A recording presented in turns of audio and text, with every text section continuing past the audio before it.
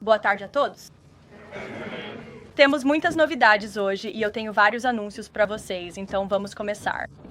Primeiramente, em nome do presidente e da Casa Branca, expressamos nossas mais profundas condolências à família do policial de Nova York Islam, que fez o sacrifício supremo em defesa de seus concidadãos nova-iorquinos. Enquanto os serviços fúnebres são realizados hoje na cidade de Nova York, todos na Casa Branca estão mantendo a família, amigos e colegas policiais do NYPD, do oficial em nossos pensamentos e orações. O presidente sempre apoiou e sempre apoiará com orgulho os nossos homens e mulheres de azul. Que Deus abençoe o policial Islam e as outras pessoas que foram tragicamente mortas neste ato insensato de violência. Em outras notícias, a visita de trabalho do presidente Trump à Escócia foi um grande sucesso. Em menos de 48 horas, o presidente Trump intermediou o maior e mais impactante acordo comercial da história e evitou uma guerra na Ásia pela segunda vez desde que assumiu o cargo. Nunca tivemos um presidente que utilizasse todo o poder dos Estados Unidos para negociar bons acordos para o nosso país e seu povo como o presidente Trump. É assim que se parece a máxima influência. No campo da paz, o presidente Trump ajudou a garantir um cessar-fogo imediato e incondicional entre a Tailândia e o Camboja. Os dois países estavam envolvidos em um conflito mortal que já havia deslocado mais de 300 mil pessoas até o presidente Trump intervir para pôr fim a isso. O presidente falou diretamente por telefone com o primeiro-ministro interino da Tailândia e com o primeiro-ministro do Camboja para informar a ambos os líderes que, a menos que encerrassem o conflito, não haveria discussões ou acordos comerciais com os Estados Unidos. Quase imediatamente depois, foi negociada uma paz que salvará milhares de vidas e permitiu que as negociações comerciais com esses países fossem retomadas, o que de fato aconteceu. O presidente agora pôs fim a conflitos entre Tailândia e Camboja, Israel e Irã, Ruanda e a República Democrática do Congo, Índia e Paquistão, Sérvia e Kosovo, e Egito e Etiópia. Isso significa que o presidente Trump negociou em média cerca de um acordo de paz ou cessar-fogo por mês durante seus 6 meses no cargo. Já passou da hora do presidente Trump ser agraciado com o Prêmio Nobel da Paz. Eu sei que o tema de Israel está na mente de todos. Tenho uma atualização do enviado especial S. Steve Witkoff, com quem falei ao telefone esta manhã. O enviado especial Witkoff e o embaixador Huckabee tiveram uma reunião muito produtiva com o primeiro-ministro Netanyahu e outros oficiais hoje em Israel sobre a questão de fornecer alimentos e ajuda urgentemente necessários para Gaza. O presidente Trump é um humanitário de grande coração e é por isso que ele enviou o enviado especial Witkoff à região em um esforço para salvar vidas e acabar com esta crise.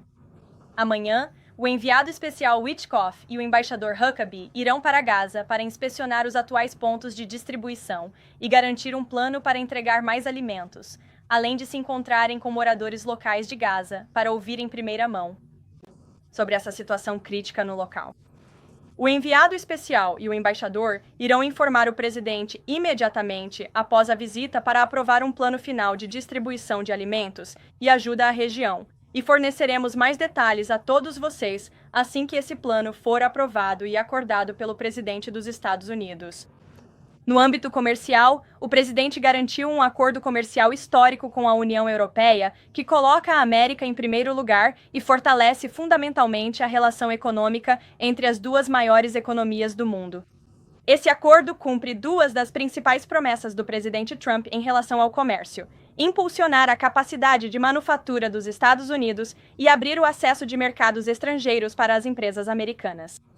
O acordo garante que as empresas americanas terão níveis sem precedentes de acesso aos mercados da União Europeia para exportar nossos produtos fabricados nos Estados Unidos.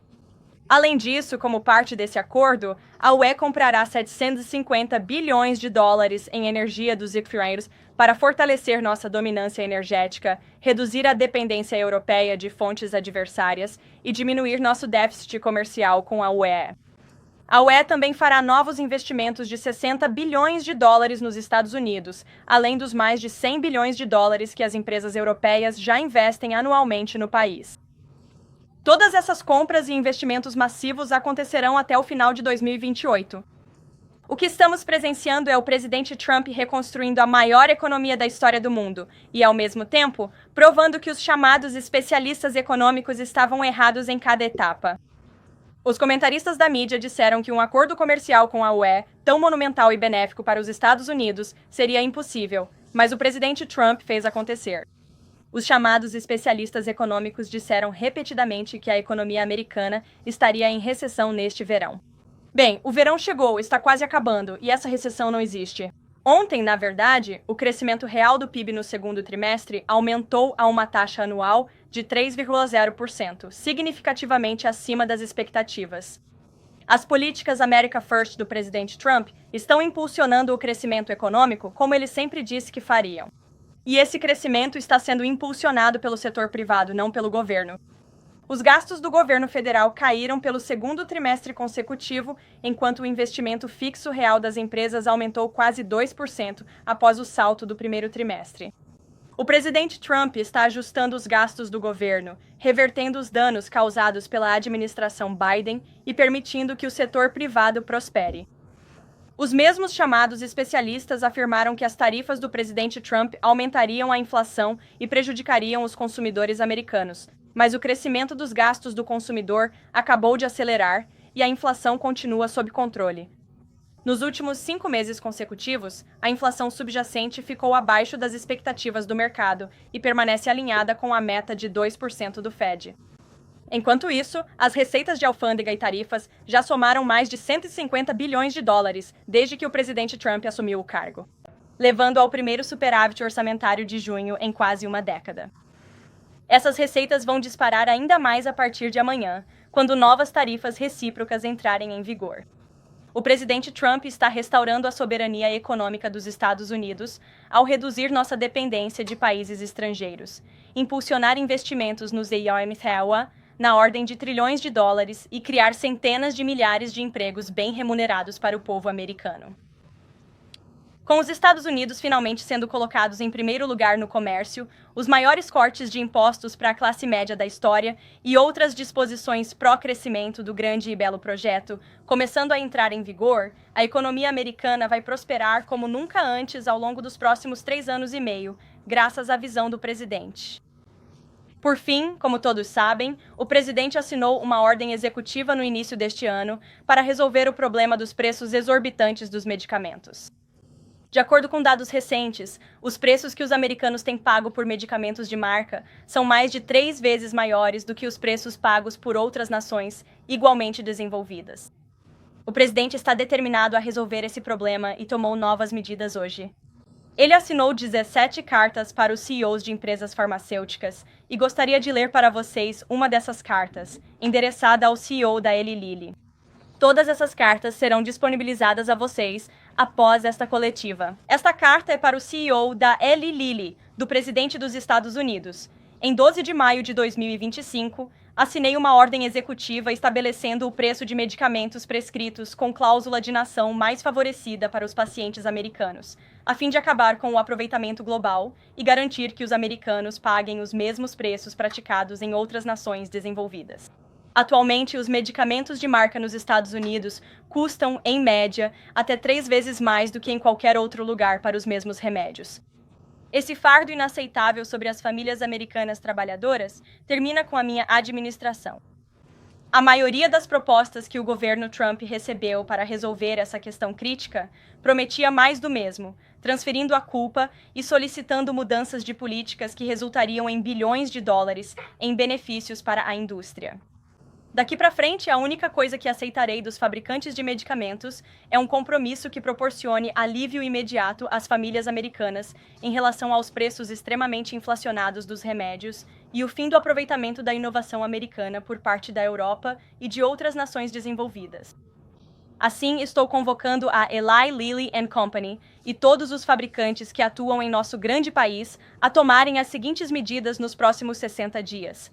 Estender o preço de nação mais favorecida ao Medicaid, garantir o preço de nação mais favorecida para medicamentos recém-lançados, devolver as receitas aumentadas no exterior para os pacientes e contribuintes americanos e possibilitar a compra direta com preço de nação mais favorecida. A equipe do presidente, incluindo o secretário Kennedy e a administradora Oz, está pronta para implementar esses termos. O presidente espera continuar dialogando com eles imediatamente, de boa fé, para proporcionar alívio às famílias americanas. Não se engane, um esforço colaborativo para alcançar a paridade global de preços seria o caminho mais eficaz para as empresas, o governo e os pacientes americanos. Mas se vocês se recusarem a agir, usaremos todas as ferramentas ao nosso alcance para proteger as famílias americanas das práticas abusivas e contínuas de precificação de medicamentos. Os americanos estão exigindo preços mais baixos para os medicamentos e eles precisam disso hoje. Outras nações têm se beneficiado da inovação dos Express por tempo demais e chegou a hora de pagarem sua parte justa. Aguardo ansiosamente seus compromissos vinculativos com cada um desses objetivos até 29 de setembro de 2025, e minha equipe está pronta para ajudar com quaisquer dúvidas sobre a implementação. Obrigado pela sua atenção imediata a esta prioridade nacional vital.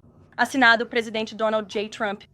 Novamente, para o CEO da Eli Lilly, esta carta, em seu formato, foi elaborada para cada uma das 17 principais empresas farmacêuticas e de medicamentos dos Estados Unidos. E ficamos felizes em fornecer a lista completa para você. E acredito que você verá todas as 17 cartas aparecendo no Truth Social em breve, então fique de olho nelas e estou à disposição para responder a quaisquer outras perguntas. Antes de passarmos para as perguntas, tenho mais um anúncio da Casa Branca e do presidente. Temos o orgulho de anunciar que a construção do novo salão de festas da Casa Branca terá início. Por 150 anos, presidentes, administrações e funcionários da Casa Branca desejaram um grande espaço para eventos no complexo da Casa Branca, que possa acomodar substancialmente mais convidados do que o permitido atualmente. O presidente Trump expressou seu compromisso em resolver esse problema em nome das futuras administrações e do povo americano. A Casa Branca é um dos edifícios mais bonitos e históricos do mundo, mas atualmente não consegue sediar grandes eventos em homenagem a líderes mundiais e outros países sem precisar instalar uma tenda grande e pouco atraente a cerca de 90 metros da entrada principal do edifício. O Salão de Festas da Casa Branca será uma adição muito necessária e requintada, com aproximadamente 8.400 metros quadrados de espaço, projetado de forma única e cuidadosamente elaborado, com capacidade para 650 pessoas sentadas, o que representa um aumento significativo em relação à capacidade para 200 pessoas sentadas no Salão Leste da Casa Branca.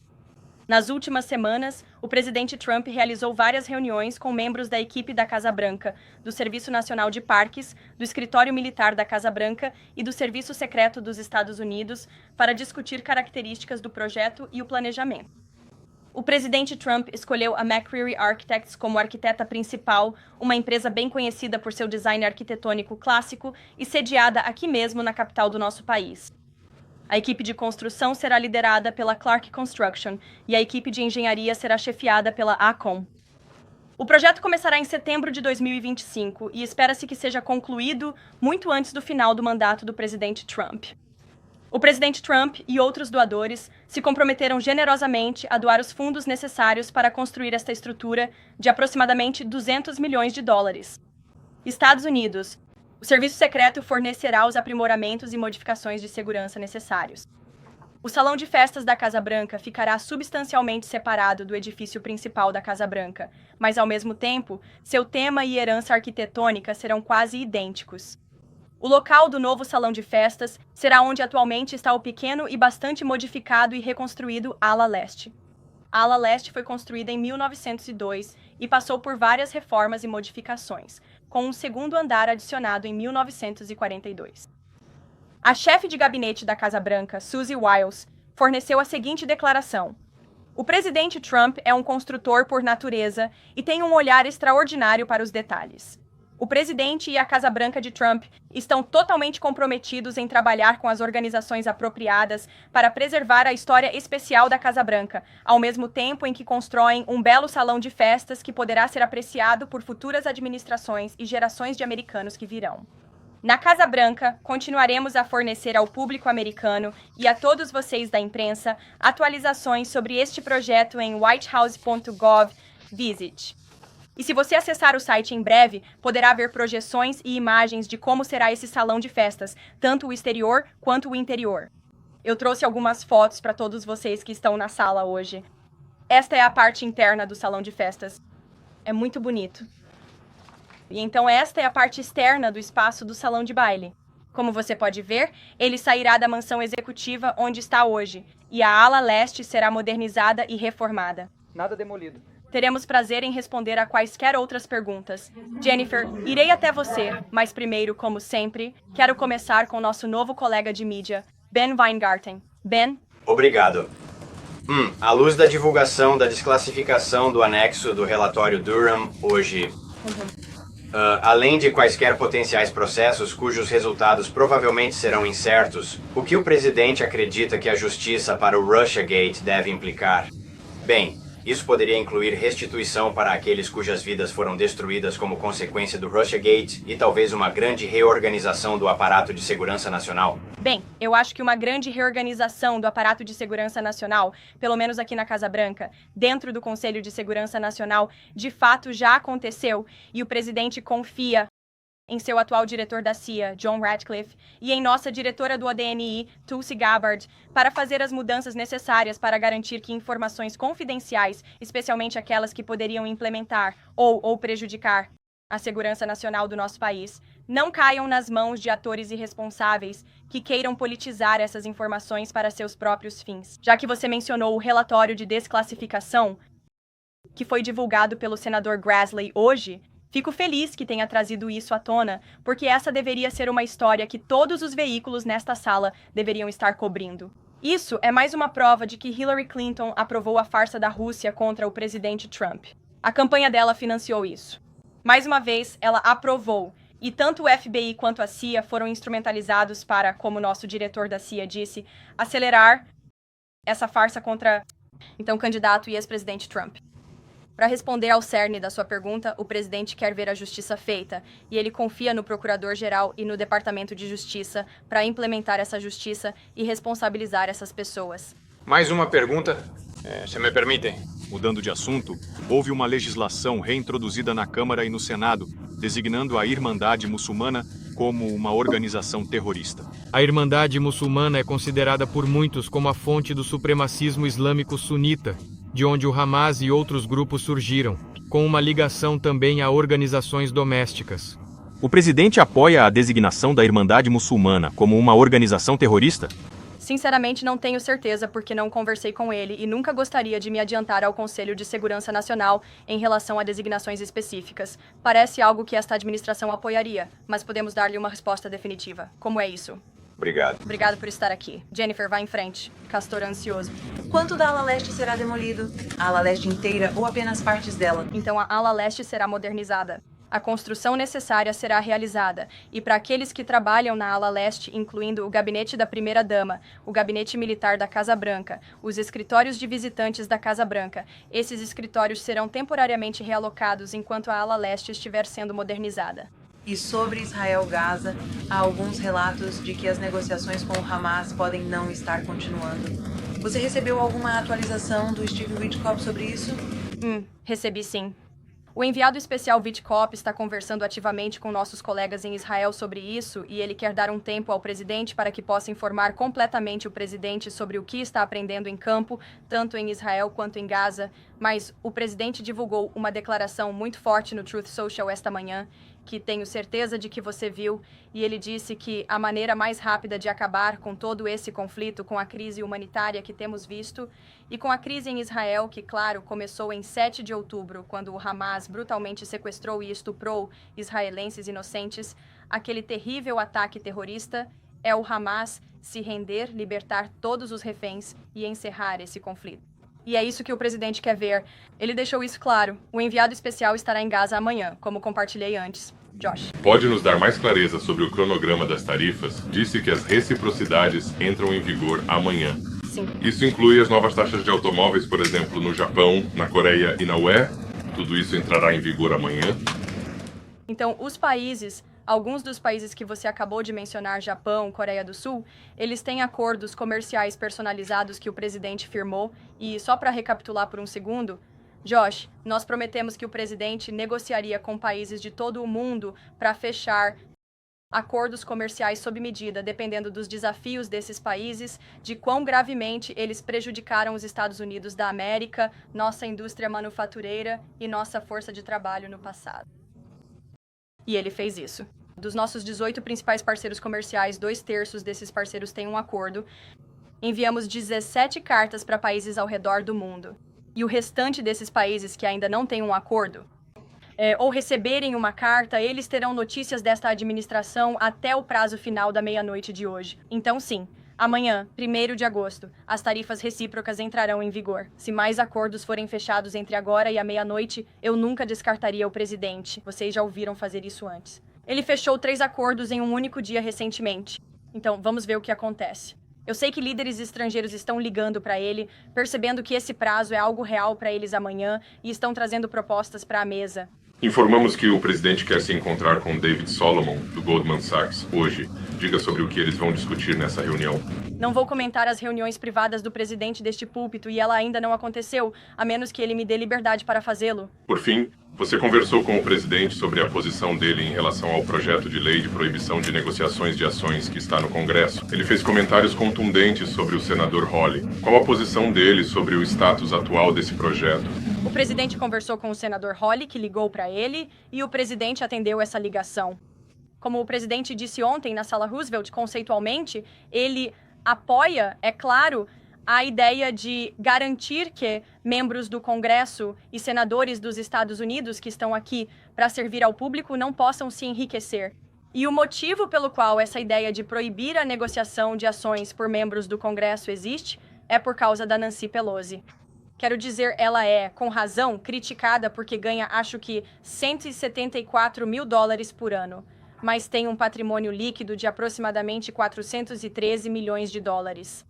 Em 2024, a carteira de ações de Nancy Pelosi, esse foi um dado fascinante para mim, cresceu 70% em um ano em 2024, e sua carteira superou todos os grandes fundos de hedge nesse mesmo ano, e ainda mais do que dobrou os retornos da Berkshire Hathaway de Warren Buffett.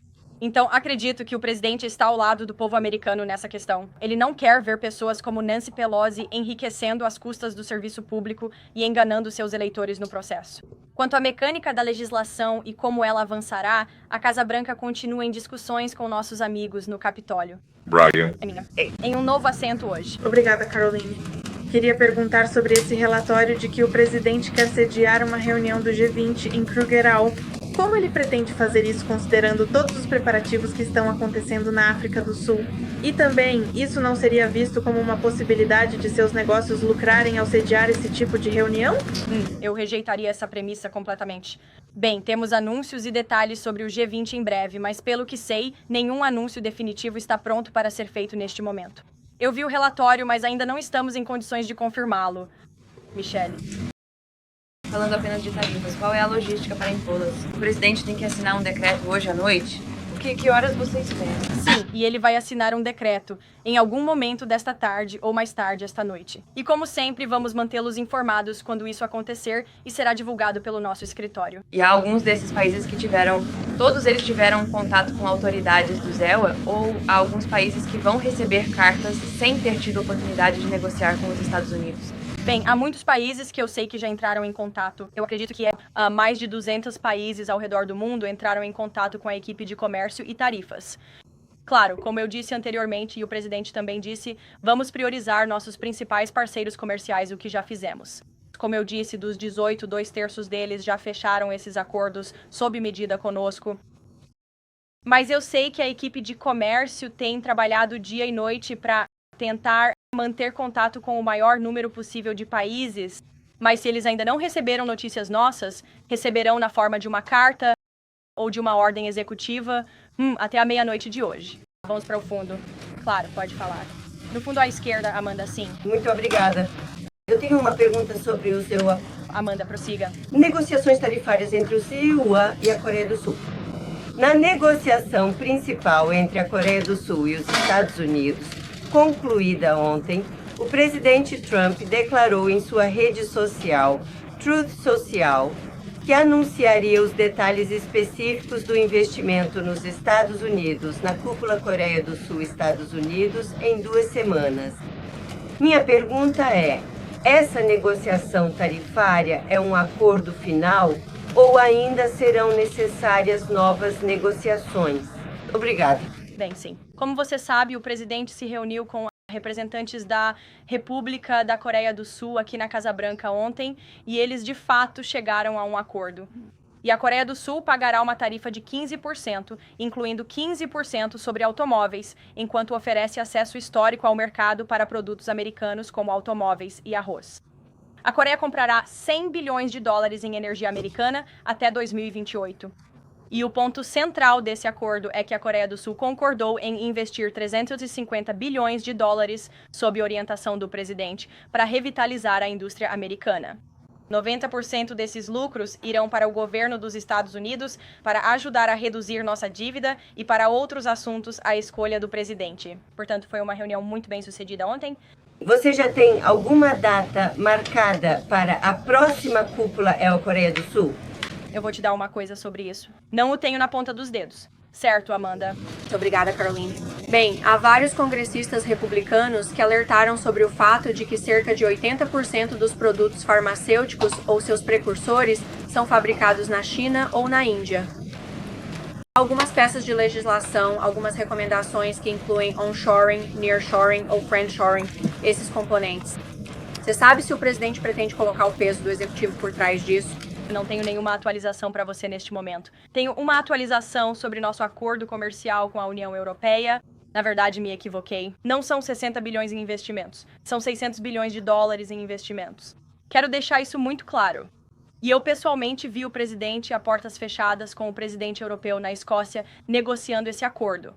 E ele conseguiu extrair o máximo possível desse acordo e estava constantemente defendendo os interesses dos Estados Unidos.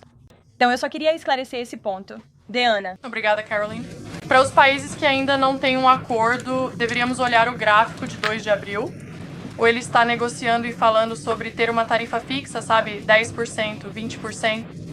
Essas discussões estão acontecendo com a equipe de comércio hoje. Novamente, forneceremos mais orientações com aquela ordem executiva assim que ela for assinada. E a resposta para essa pergunta estará nessa ordem executiva. E ele está pensando em conceder mais extensões hoje, depois, sabe, da ligação dele com o México? Há outras conversas desse tipo. Eu sei que outros líderes estrangeiros ao redor do mundo entraram em contato. E se o presidente decidir compartilhar as conclusões dessas ligações com todos vocês, ele mesmo fará isso. Mas eu quero reiterar o que o presidente disse sobre o México. O México ainda está pagando tarifas. Eles estão pagando uma tarifa de 25% sobre o fentanil, 25% sobre carros, 50% sobre aço, alumínio e cobre. E, além disso, o México concordou em encerrar imediatamente suas barreiras comerciais não tarifárias, das quais existem muitas. E como o presidente disse, continuaremos conversando com o México pelos próximos 90 dias com o objetivo de assinar um acordo comercial maior. O ponto principal aqui, novamente, é que o México concordou em eliminar essas barreiras não tarifárias e continuar trabalhando conosco de boa fé. O México tem uma situação muito singular dentre todos os outros países do mundo, porque, claro, compartilhamos nossa fronteira sul com o México, onde temos visto um aumento na cooperação entre a presidente mexicana Claudia Sheinbaum e nossa administração na repressão ao tráfico de drogas e de pessoas na fronteira sul. Agradecemos esses esforços e continuaremos trabalhando de boa fé e tendo essas discussões comerciais também. Joey. Sim, obrigada, Caroline. Só para esclarecer uma pergunta anterior. Bem, o presidente T. Trump indicou que está considerando uma tarifa universal básica de 15% ou 20%. Ele já pousou em algum deles? Não vou me precipitar em fazer esse anúncio básico ao presidente. Ok. E então, em segundo lugar, o que o secretário do Tesouro Bessette quis dizer ontem quando chamou as novas contas de Trump para recém-nascidos de uma porta dos fundos para a privatização da Previdência Social? A administração vê essas novas contas de Trump como uma forma de, a longo prazo, talvez privatizar a Previdência Social? O que o secretário do Tesouro estava dizendo, e o que esta administração acredita, é que essas contas para recém-nascidos de Trump, que são uma provisão incrivelmente criativa e excelente, incluída no projeto de lei One Big Beautiful para bebês recém-nascidos, famílias e futuras gerações de americanos, vão ajudar a suplementar, não substituir a Previdência Social. A administração Trump está totalmente comprometida em proteger a Previdência Social. O presidente fez isso em seu primeiro mandato, e ele está fazendo isso de novo neste semestre. Bem, mas essas contas para recém-nascidos são outra fonte de renda para os jovens, para verem seu dinheiro crescer ao longo da vida e um dia poderem acessar esses fundos para, com sorte, construir uma casa e viver o sonho americano. Jake. Apenas uma observação sobre tarifas e depois outra não. O presidente está mesmo pensando em estender o prazo de 12 de agosto para a China? Isso é levado em consideração? Então veja, sobre a China, você ouviu o presidente no Air Force One quando estávamos voltando da Escócia. Você também ouviu a secretária do Tesouro, assim como o embaixador Jameson Greer. Eles acabaram de passar 2 dias em Genebra para a 3ª rodada de negociações com a China. E a política atual, o programa comercial que temos com a China neste momento, como está, vai reduzir nosso déficit em 5 bilhões de dólares este ano. Portanto, estamos avançando na direção certa quando se trata da China, e o secretário Besson e o embaixador Greer continuam em comunicação direta com nossos colegas chineses. Mas o prazo final vai ser. Existe uma possibilidade de extensão desse prazo de 12 de agosto, como está atualmente? Acho que não, mas vou deixar o secretário do Tesouro falar sobre isso, porque ele está liderando essas negociações. Obrigado. Regan, pode prosseguir. Obrigado, Caroline. Há uma frustração crescente pelo fato de mais indicados de Trump ainda não terem sido confirmados. Por que o presidente acha que os republicanos do Senado estão tão atrasados e ele teve mais alguma conversa com o líder Kuhn sobre isso? O presidente já teve muitas conversas com seus amigos no Senado dos Estados Unidos sobre avançar com seus indicados judiciais, por meio desse processo. É fundamental que coloquemos esses bons advogados nessas posições para que possamos acabar com a instrumentalização da justiça, para que possamos ter verdadeira lei e ordem em nosso país. É uma pena que os democratas estejam fazendo jogos políticos, mas o presidente deixou claro aos republicanos do Senado que eles precisam fazer tudo o que estiver ao seu alcance para promover os indicados do presidente também. Obrigada, Caroline. Kelly, vai em frente. Caroline, obrigada. 2 perguntas bem rápidas. Claro. Nigéria. O congressista Chris Smith, republicano de Nova Jersey, está pedindo ao presidente dos Estados Unidos que faça algo em termos de impor sanções à Nigéria pela perseguição de cristãos que vivem na parte norte do país por grupos islâmicos radicais. Ele já entrou em contato com o presidente? E você sabe se há alguma ação que o presidente irá tomar? Não estou rastreando uma ligação entre o presidente e o chefe da Nigéria. Eu sei que o presidente condena veementemente a perseguição de cristãos ou, francamente, de pessoas de qualquer fé em todo o mundo. Mas não tenho nenhuma atualização para você em relação às sanções nesta parte do mundo. Minha segunda pergunta, Caroline, diz respeito à imigração aqui nos Estados Unidos. Como você sabe, muitas deportações têm ocorrido. O ICE tem ido atrás de criminosos violentos que estão aqui ilegalmente e com razão. No meio disso, há alguns pastores evangélicos que estão afirmando que isso pode ter chegado a um ponto de ser indiscriminado e, na verdade, atingindo pessoas inocentes, como membros do clero. O presidente e o ICE analisaram isso para ver como podem realmente ir atrás desses criminosos violentos, mas também garantir que membros do clero não estejam sendo deportados. Bem, veja, o governo sempre manteve a posição de que qualquer pessoa que cruze ilegalmente as fronteiras do nosso país está sujeita à deportação. Essa é simplesmente a lei do país, e precisamos ser uma nação que faz cumprir as nossas leis. Mas a prioridade do ICE, é claro, o objetivo do curso é deportar, deter, prender e remover estrangeiros ilegais, violentos e criminosos do nosso país. Eles têm feito isso na ordem de milhares de criminosos violentos e ilegais toda semana, especialmente em cidades santuário administradas por democratas, onde esses criminosos violentos e ilegais receberam abrigo seguro e basicamente ficaram imunes às leis do nosso país sob a administração anterior. Isso não está mais acontecendo por causa deste presidente, da secretária Nome e do Departamento de Segurança Interna. E seremos uma nação de leis. E como já dissemos repetidamente, se você veio para cá ilegalmente, está sujeito à deportação, mas a prioridade são as ameaças à segurança pública que devemos remover de nossas comunidades.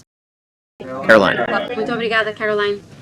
2 perguntas. Então, enquanto o Hamas endurece sua posição e Israel fornece ajuda, você tem alguma informação nova sobre os reféns que também precisam de ajuda? E segunda pergunta, ouvimos o presidente Trump criticar o presidente Macron e o primeiro-ministro Starmer por suas declarações sobre o reconhecimento de um Estado palestino. Qual é a posição do presidente sobre o reconhecimento de um Estado palestino e ele reconhecerá a soberania israelense na Judéia e Samaria? Posso responder ambas as perguntas para você. Sobre a segunda pergunta, a respeito de um Estado palestino, o presidente expressou seu descontentamento e seu desacordo com os líderes da França, do Reino Unido e do Canadá. Ele sente que isso é recompensar o Hamas em um momento em que o Hamas é o verdadeiro obstáculo para um cessar-fogo e para essa libertação de todos os reféns. Então, respondendo à sua primeira pergunta, o presidente quer ver todos os reféns libertados. Ele se importa profundamente com isso. Ele se encontrou com muitos dos ex-reféns, com muitas das famílias daqueles que têm entes queridos ainda mantidos como reféns em Gaza. Eu também me encontrei com eles. É absolutamente devastador o que essas pessoas passaram e o presidente está sempre pensando nelas. E é por isso que ele designou seu enviado especial, Steve Witkoff, que está fazendo um trabalho tremendo para libertar os reféns e acabar com esse conflito. Mas o presidente sempre disse que os últimos reféns restantes, agora há 20 reféns vivos em Gaza, sempre serão os mais difíceis, porque o Hamas, infelizmente, está usando essas pessoas inocentes como moeda de troca. Mas ainda assim, estamos comprometidos em ver isso acabar. Obrigada, Caroline. Parte do acordo com a Brown proíbe a realização de procedimentos transgêneros ou a prescrição de bloqueadores hormonais da puberdade, esse tipo de coisa. Eliminar esse tipo de procedimento será uma prioridade para o governo Trump nas negociações com outras universidades? Posso dizer que acabar com a castração química de crianças em nosso país é uma prioridade desta administração. Já conversamos com muitas dessas universidades sobre isso, mas também o presidente também tomou medidas muito firmes para cortar o financiamento de qualquer instituição médica neste país que ofereça esses procedimentos bárbaros. O acordo com a Brown University, já que você mencionou, é mais uma vitória na luta para erradicar comportamentos antissemitas nos campi universitários do nosso país e a discriminação racial ilegal.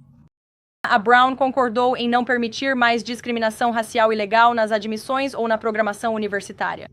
Eles concordaram em fornecer acesso a todos os dados e informações relevantes para avaliar rigorosamente a conformidade com seu compromisso de admissões baseadas no mérito e pagarão 50 milhões ao longo de 10 anos para organizações estaduais de desenvolvimento da força de trabalho que cumpram as leis antidiscriminatórias, apoiando o crescimento econômico regional e oportunidades de carreira.